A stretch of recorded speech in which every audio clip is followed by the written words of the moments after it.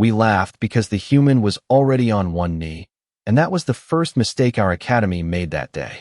My name is Sarisval, Tactical Cadet 3rd rank of the Varrix Military Institute, and before Caleb Mercer arrived, I believe humans were a political courtesy species, the kind of soft little earth mammals the Galactic Council protected because extinction looked bad on public records. He stood in the center of Arena 12 with dust on his black training jacket, one hand resting against the floor, breathing slow enough that half the medical monitors thought their sensors had frozen. Around him, 4,000 cadets from 26 warrior species filled the observation tiers, clicking, hissing, laughing, stomping their boots against the steel until the whole arena sounded like a storm trapped inside a hangar.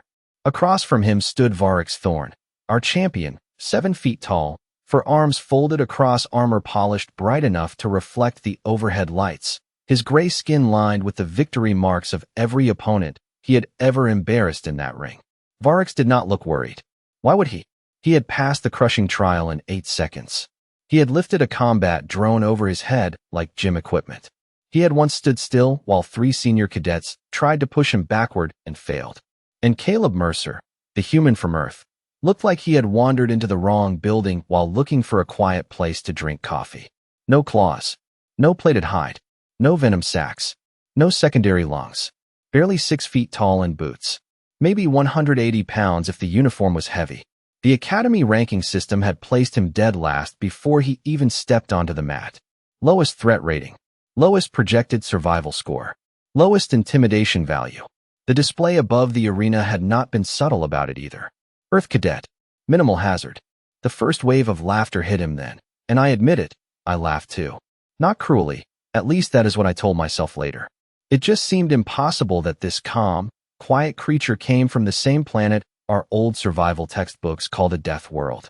Earth was supposed to have unstable weather, heavy gravity, predators with forward-facing eyes, diseases that rewrote biology for sport, and oceans deep enough to hide nightmares.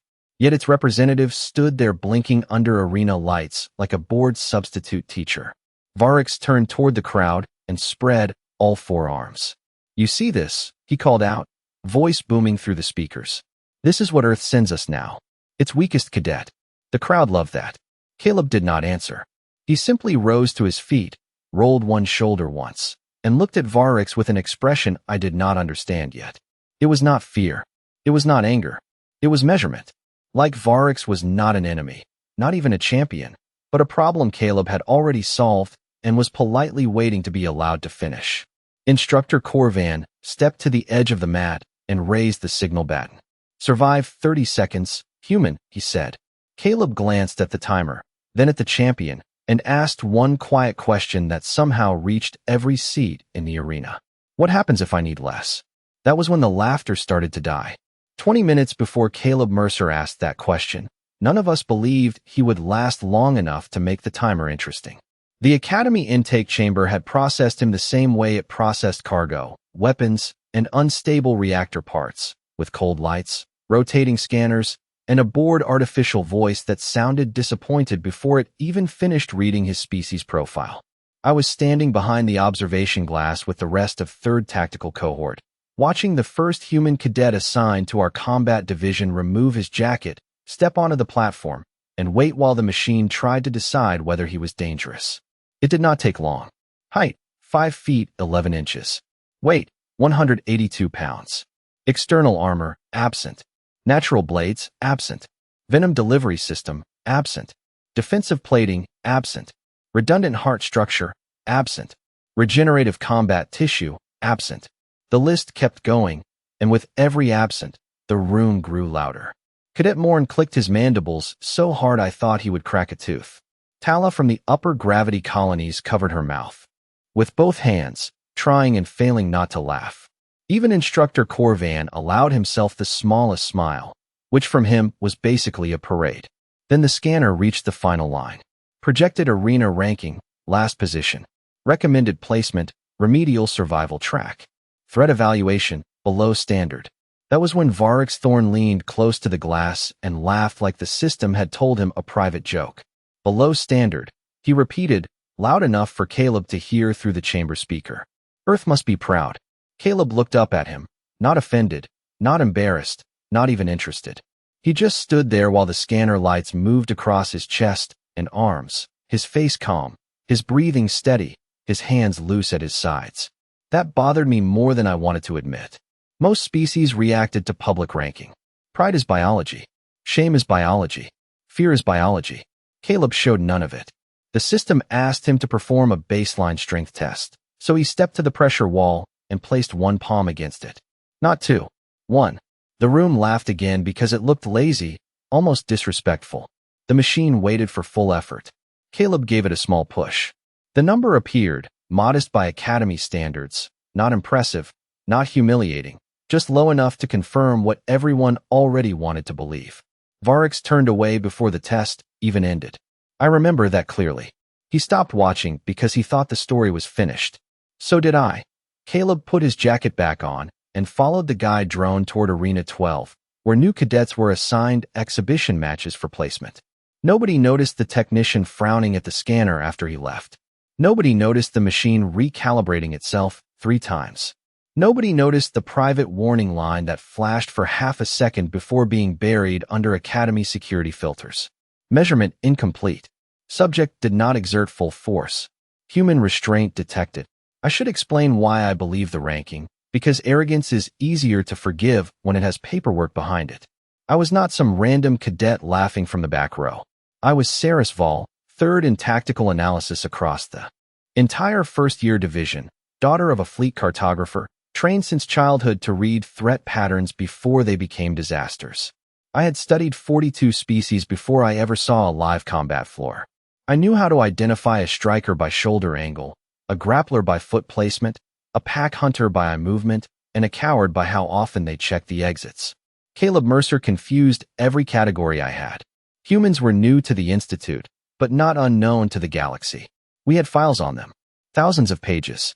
Most were written by diplomats, which meant they were polite enough to be useless. Cooperative species. High adaptability. Strong social bonding. Unusual endurance markers. Limited natural defenses. That last line mattered. In Academy language, limited natural defenses meant easy to pressure, easy to intimidate, easy to remove from advanced combat tracks before they wasted anyone's training hours.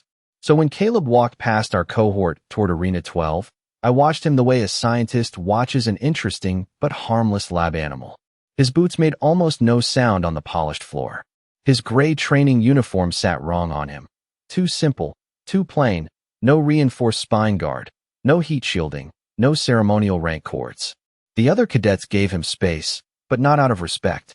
They gave him space because nobody wanted to be seen standing too close to the weakest placement of the cycle.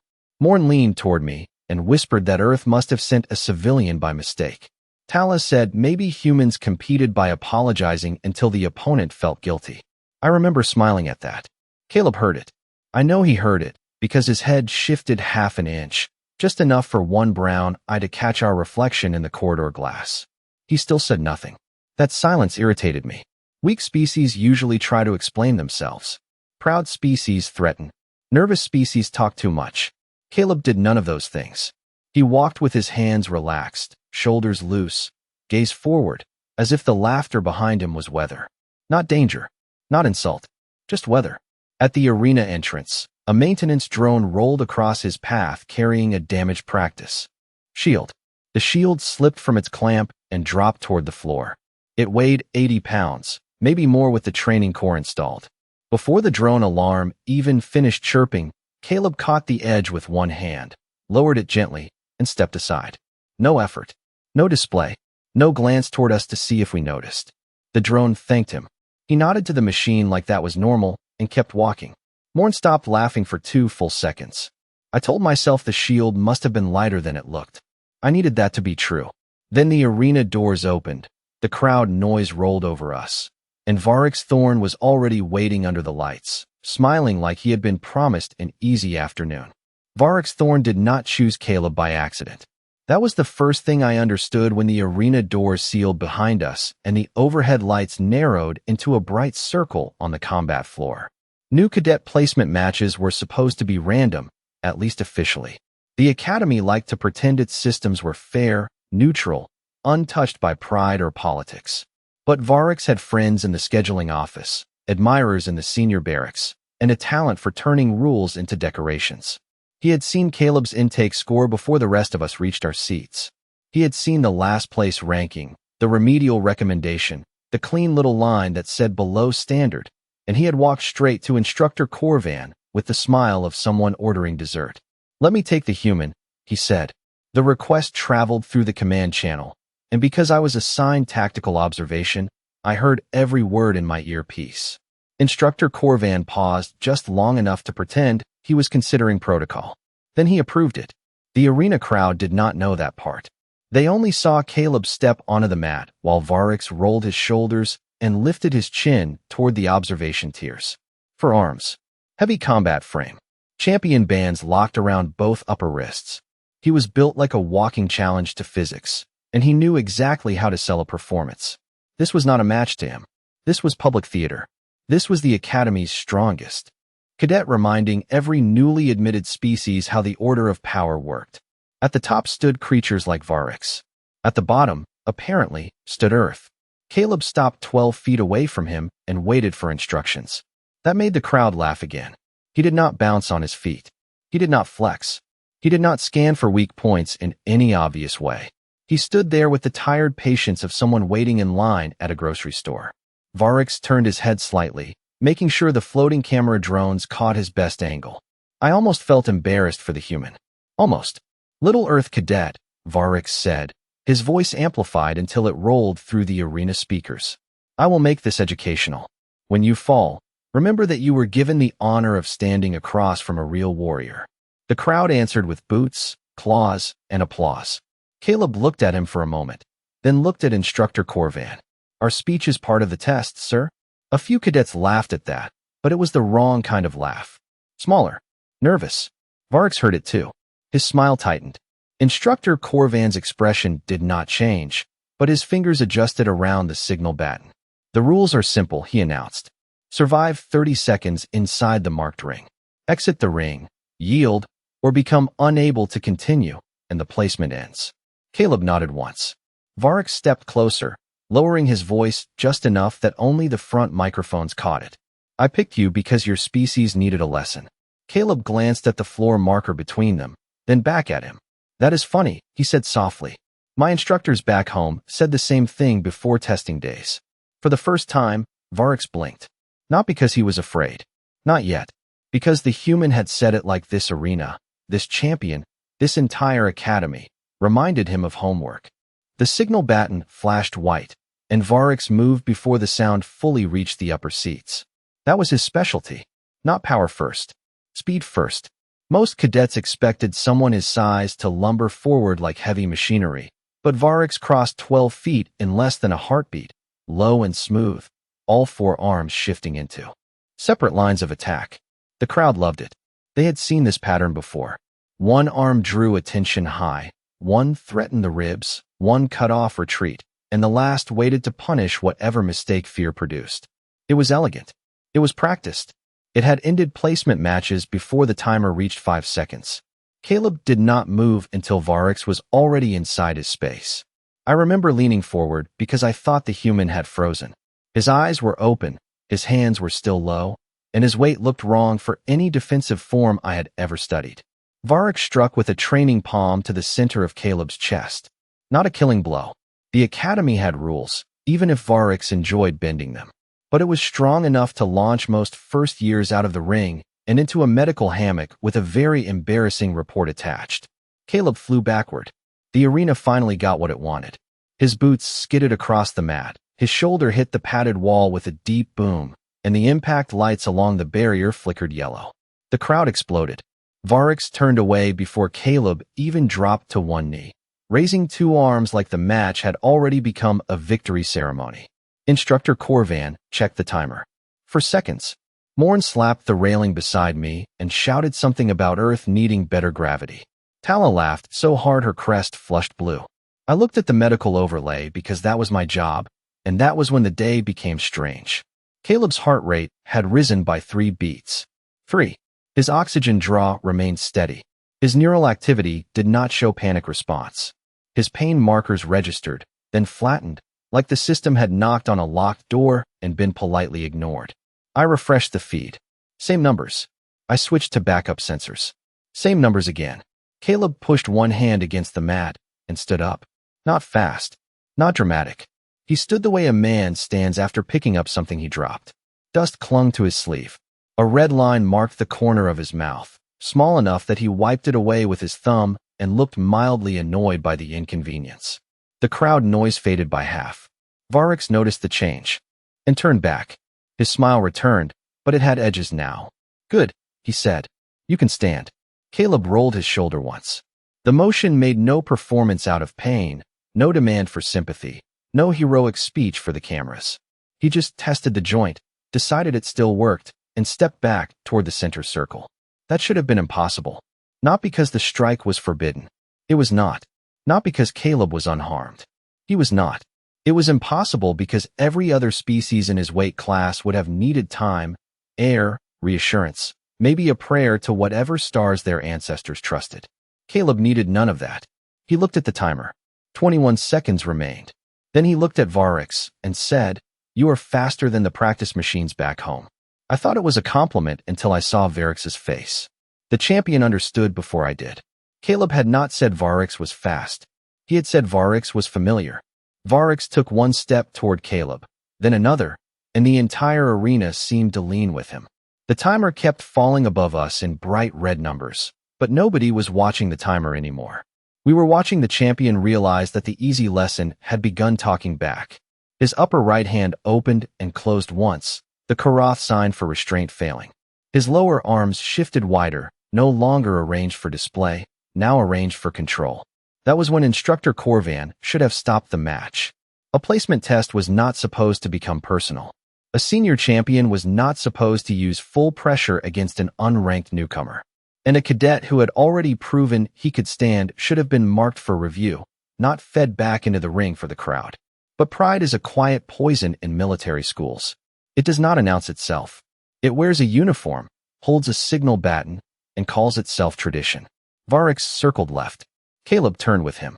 Not quickly, not nervously, just enough. Every time Varrix adjusted, Caleb adjusted less. It was like watching a storm try to intimidate a closed door. The champion lowered his head and spoke without amplification this time, but the arena microphones caught enough for us to hear. Stay down next time. Caleb wiped the last trace of red from his thumb onto his training pants and looked at the mark like it was the most inconvenient part of the afternoon. Back home, he said, that usually means the warm-up is over. A strange sound moved through the seats. Not laughter, not yet fear. Confusion. The academy did not know what to do with a weak creature that refused to act weak. Varrix moved again, faster than before, cutting in from the side with a sweeping arm meant to force Caleb toward the boundary line. Caleb stepped inside the motion instead of away from it. That made no sense to most of us. Small fighters flee space. Fragile fighters protect distance. Caleb gave up distance like it was cheap. Varrix caught the front of his training jacket and drove him backward until his heels touched the edge stripe. The ring alarm chirped once. One more inch, and Caleb would lose by exit. Varrix leaned close, all four arms tense, his voice low and sharp. Yield. Caleb looked past him toward Instructor Corvan. His face had changed. Not into rage. That would have been easier to understand. It changed into something cleaner, colder, and far more unsettling. Permission question, sir, Caleb said. Corvan narrowed his eyes. Speak. Caleb glanced down at Varrix's hands gripping his jacket, then back at the instructor. Is this still a training match? The question hit harder than any strike because everyone understood what he was really asking. Are the rules still protecting him, or am I allowed to protect myself? For the first time that day, Instructor Corvan hesitated. I saw his throat plates shift. I saw his fingers tighten around the baton. He could have ended it there. He could have saved Varrix from embarrassment, saved the academy from panic, saved all of us from learning what Earth taught its weakest cadets before breakfast. Instead, he looked at Caleb Mercer, then at the watching crowd, and chose pride. Survive if you can, human. The words spread through the arena speakers, cold and official. Caleb nodded once. Thank you, sir, he said. Then his hands finally came up. Caleb's hands did not rise like a boxer in a tournament or a soldier in a parade. Drill. They rose like tools being taken off a shelf. Quiet. Practical. Familiar. Varrix saw the movement and attacked before the human could settle into whatever strange earth stance he thought would save him. Four arms came forward at once, not wild this time, not theatrical, but sharp and layered, each one designed to trap a different escape route. The upper left feinted high. The lower right cut toward Caleb's ribs. The lower left reached for his shoulder. The upper right waited for his head to turn. It was the kind of pattern instructors replayed for years because it looked perfect on a training screen. Caleb stepped into it. Not away. Into it. The motion was so wrong that half the tactical overlays failed to label it. He slipped past the feint by less than an inch, turned his shoulder just enough to let the rib strike slide off his uniform, and placed one hand on Varrix's wrist with the calm precision of someone closing a kitchen drawer. Then he pivoted. That was all. One small turn of the hips. One shift of weight. One breath. Varrix's entire formation collapsed. Not because Caleb was stronger in the way we understood strength. Not at first.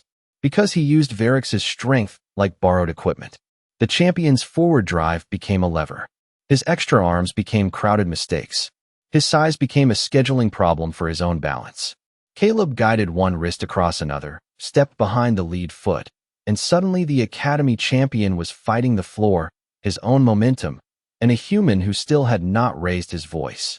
The crowd made no sound. I heard my own pulse in my earpiece. The tactical system tried to update. Warning. Pattern unfamiliar. Warning. Center of mass compromised. Warning. Competitive advantage reversed. Varrix snarled and tried to pull free. Caleb allowed it for half a second, just enough to make the champion think he had escaped, then changed direction. That was the second lesson. Earth combat did not chase power. It redirected it. Varrix swung hard, and Caleb was no longer where the swing expected him to be. He ducked inside the reach, placed his shoulder under Varrix's center line, and lifted. Not high, not dramatically, just enough. 7 feet of armored champion lost contact with the mat for the smallest, most humiliating moment imaginable. The arena saw it. The cameras saw it. Instructor Corvan saw it. Varrix Thorne, who had treated gravity like a loyal servant his entire life, suddenly discovered that the human had negotiated better terms. Caleb set him down with controlled force, not cruel, not messy, but final enough that the impact sensors flashed orange across the ring. Varrix staggered back, eyes wide now, all 4 arms trying to reorganize around a problem they had never trained for. Caleb followed one step. Only one. That was somehow worse. He was not rushing. He was not angry. He was choosing. Varrix threw his fastest combination, the one that had earned him his champion bands, and Caleb took it apart piece by piece. Wrist turned. Elbow redirected. Shoulder line broken. Foot trapped. Balance stolen. The crowd that had laughed at the human's missing claws now watched his empty hands erase every advantage they respected. Then Caleb looked at the timer. 9 seconds remained. He looked back at Varrix and said, "Do you want me to stop now, or after the test is over?" Varrix answered the question the only way pride knows how to answer. He roared, lowered his center of gravity, and charged with everything he had left. The old crowd would have cheered. The crowd we had become only stared. There is a particular silence that happens when thousands of confident people realize the joke may have been about them, and Arena 12 was drowning in it. Varrix crossed the remaining distance like a battering ram, shoulders forward, all 4 arms spread wide to trap Caleb against the boundary line and force a clean finish before the timer reached 0. 7 seconds remained. Caleb exhaled. I know that sounds too small to matter, but every sensor in my tactical display caught it. His pulse dropped. His stance settled. His eyes stopped tracking Varrix's hands and focused on the champion's hips, the one place even 4 arms could not lie. Varrix reached him at 6 seconds. Caleb moved at 5. He did not block the charge. He borrowed it. One hand touched the inside of Varrix's forearm. The other pressed lightly against the champion's chest plate. Caleb stepped sideways, turned his foot, and the straight line Varrix trusted became a circle he did not control. The champion spun half a step past him, tried to plant his lower right foot, and found Caleb's boot already there, not kicking, not striking, just occupying the exact inch of floor Varrix needed to recover. For seconds, Caleb's shoulder bumped under Varrix's arm. His hand slid to the champion's wrist. His weight shifted. The movement looked almost lazy from the seats, but the combat system screamed as if a reactor had cracked. Balance failure. Joint stress rising. Arena's safety threshold exceeded. 3 seconds. Varrix tried to use his size. That was his final mistake. Caleb dropped his weight, turned through the motion, and placed the Academy champion flat on the training mat with a sound that made the nearest camera drones recoil. No flourish. No dramatic shout. No cruelty. Just control, clean and total, the kind of technique that said Earth had solved bigger problems in worse rooms with cheaper equipment. 2 seconds. Varrix tried to rise. Caleb was already there, one knee beside him, one hand pinning the champion's upper wrist against his own armor, the other resting lightly near the shoulder joint in a training hold so simple that every beginner recognized it, and so perfect that none of us could believe it worked on Varrix Thorne. The champion froze. Not because he wanted to, because every path out of that hold led back to the floor. 1 second. The timer hit 0, but the arena did not cheer. The scoreboard could not decide what to display. It flashed survival test complete, then recalculated, then changed to opponent unable to continue, then flashed warning, combat model invalid. Instructor Corvan lowered the signal baton very slowly. Varrix's champion bands dimmed from gold to dull white, the Academy's automatic sign that a match had ended against the ranked fighter. That was when the first sound returned to the arena. Not applause, not laughter. A single nervous click from somewhere in the upper rows. Then another. Then silence again. Caleb released Varrix immediately and stood, adjusting the front of his jacket where the champion had grabbed it earlier. He offered Varrix a hand. The champion stared at it like it was a trap. Caleb waited anyway. That was the part that frightened me most. He had not only beaten our strongest cadet in the time it took most species to react to a starting signal. He had done it carefully enough to make the defeat look like instruction. Varrix finally took the hand, and Caleb helped him sit up as if nothing personal had happened. Instructor Corvan's voice came through the speakers, rougher than before. Human Cadet Caleb Mercer, placement result pending review. Caleb looked up at the observation deck, dust on his uniform, calm in his face, and asked, "Did I pass?" Nobody laughed this time. The review did not happen in the arena. It happened in the silence after the arena forgot how to breathe. Instructor Corvan ordered the crowd to remain seated, but no one was moving anyway. Varrix Thorne sat on the edge of the mat with 2 medical drones scanning his armor, not because he was badly injured, but because the system could not understand how a cadet with Caleb Mercer's profile had forced a champion to stop. That was the word the official report used later. Stop. It sounded clean. It sounded polite. It did not sound like the end of an entire belief system, but that was what it was. Caleb stood 10 feet away with his hands behind his back, dust on one shoulder, waiting like a student outside a principal's office. He was not smiling. He was not celebrating. He looked almost concerned that he had broken a rule nobody had explained. Instructor Corvan walked to the central console and demanded a full diagnostic on the intake scanner. The machine answered with a sound I had never heard before. Apology tone. Academy equipment does not apologize unless it has made a mistake large enough to affect command authority. The main display above the arena flickered, cleared, then reopened Caleb's file under restricted Earth defense formatting. Half the text was sealed behind military locks. The visible parts were worse. Gravity adaptation, 1.08, Earth baseline. Endurance class, extended. Pain response, controlled. Combat discipline, restrained. Threat evaluation, incomplete. Instructor Corvan went very still. The crowd saw that. 4,000 cadets saw the moment our instructor understood something before the rest of us did. Then the system corrected the line that had made us laugh. Placement category, not remedial. Not civilian. Not protected exchange. Caleb Mercer, provisional transfer, Earth Defense Preparatory Track, lower performance bracket. Lower performance bracket. Those 3 words moved through Arena 12 like cold air through a cracked window. Morn stopped clicking. Tala's crest lost all color. Varrix stared at the display as if it had insulted him personally. I felt my stomach turn because I finally understood the joke, and it had never been Caleb. We had heard weakest and translated it into weak. Earth had meant something else. Weakest among humans did not mean fragile. It meant the floor of a mountain, the bottom step of a ladder that rose into the clouds.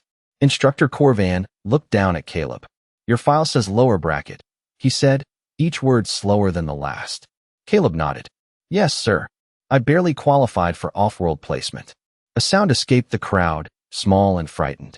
Barely qualified. The champion bands on Varrix's wrists were still dim. The Academy's strongest first-year fighter had been handled by someone Earth almost did not send. Caleb glanced toward Varrix, then back to the instructor. Permission to ask a question, sir? Corvan did not answer immediately. He looked older than he had 20 minutes earlier. Granted. Caleb pointed toward the intake chamber doors. Should I redo the strength test? I did not realize full effort was required. No one laughed. No one moved. Even the drones seemed to hover more quietly. Instructor Corvan closed Caleb's file with one sharp motion, but the damage was already done. The story had escaped the console, the arena, the academy. By dinner, every mess hall would know. By morning, every instructor would pretend they had never doubted Earth. By the end of the week, cadets would stop using human as a joke. I know because I was the first to change. I looked at Caleb Mercer, a calm human. Male from a small blue planet we had mocked for having no armor, no claws, and no obvious weapons, and I realized we had mistaken packaging for weakness. Humans did not need to look dangerous. Their world had already done the work. Varrix had been our champion. Caleb had been their lower bracket.